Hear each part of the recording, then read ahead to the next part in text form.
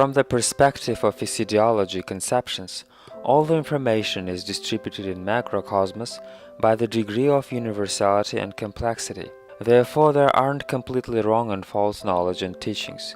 Each information places its own complexity level and gives opportunities for development on certain stages.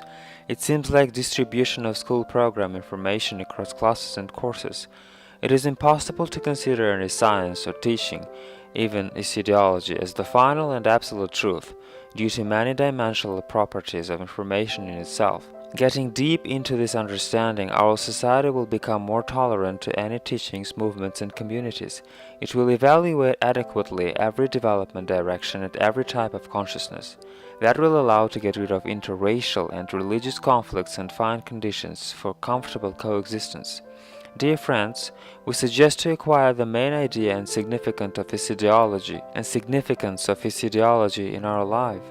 The primary meaning of Iissiidiology appearance in the current continuums consists in preparation of the most intellectually developed and spiritually inspired part of humanity for becoming consciously the active creative constituent of immeasurably more harmonious and perfect worlds and scenarios of our eternal common human existence. It is impossible to understand and comprehend such ability of more qualitative self-perception without radical change of attitude to processes of your own thinking and sensation. Most of all our current outdated and fundamentally limiting improvement and deepening of our self-consciousness conceptions about our nature harm and disturb that comprehension process. These outdated conceptions don't allow us to get rid of eternal fears of all sorts of life, conflicts, and endless horror of inevitability of death. The true meaning of Iissiidiology lies not in revealing the innermost secret of immortality, but in bringing more reliable conceptions about existence principles of absolutely all forms of macrocosmos into the collective consciousness of humanity.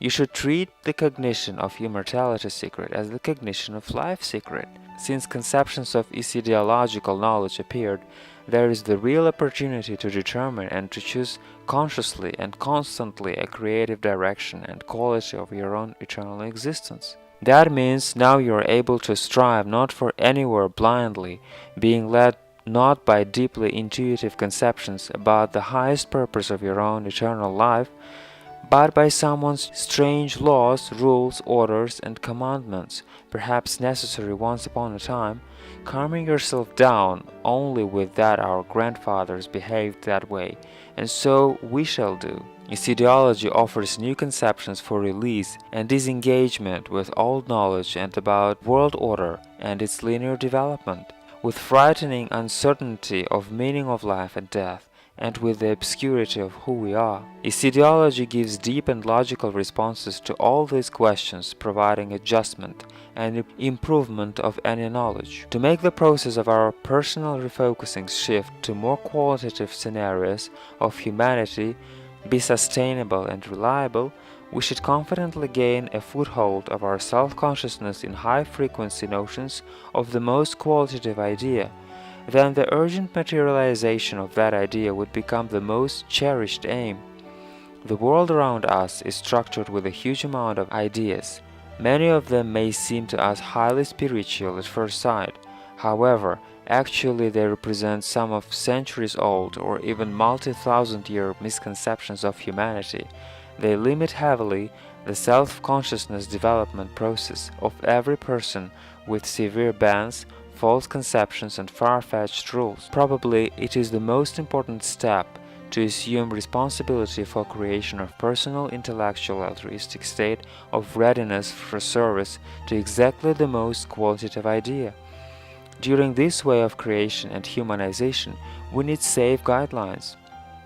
Iissiidiology offers cultivation of highly intellectual altruism as one of such guidelines.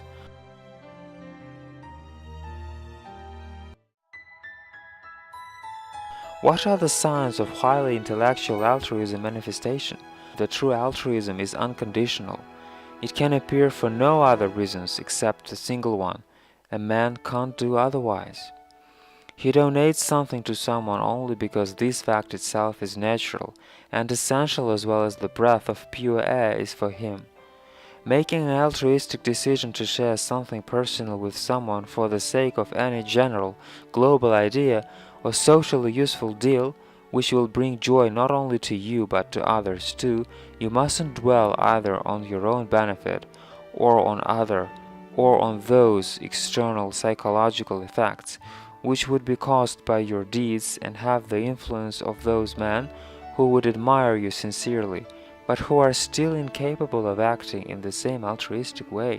As soon as any of such superiority sensations appears over other people, the altruism state leaves immediately, being crowded out by activity of less qualitative levels in your self-consciousness.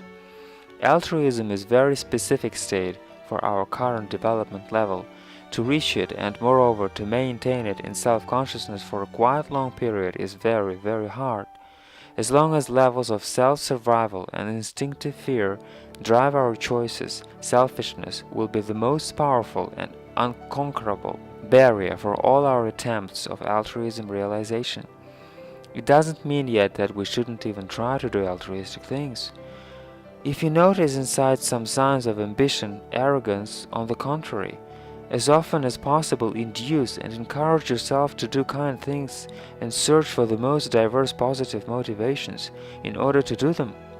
The more often and more radically we will overcome inside us greed and touchiness, jealousy and condemnation, paying with kindness and love, the more reliable and deeper our human self-consciousness levels will become. Gradually, step by step, with doubts and regrets, overcoming rooted greed, stinginess, practically cynicism, and ambitions, we will be able to part more easily and faster with own countless selfish affections. Thus we will release our self-consciousness from heavy and absolutely unnecessary habitual burden of psychological and material problems. After all, once we will commence to experience the true satisfaction and delight from that, the things or money which brought joy only to us before may benefit many people and serve to successful implementation of the idea, which is important not only for us, but for many more other people whom we don't even know. This is the most obvious and reliable evidence of our individual spiritual evolution. If we take the position of long considering yes or no, yes and no responses, passively waiting for a moment when we don't feel sorry to break up with something owned for the sake of the common good, then during this time we lose many of the most favorable opportunities for serial, sustainable choices which lead us to the real human development direction. It is impossible to synthesize inside oneself something more qualitative by passing countless attempts to difficult and complex overcoming those outdated inclinations, tendencies, and conceptions which prevent and actively counteract our creative realization in this direction by all means.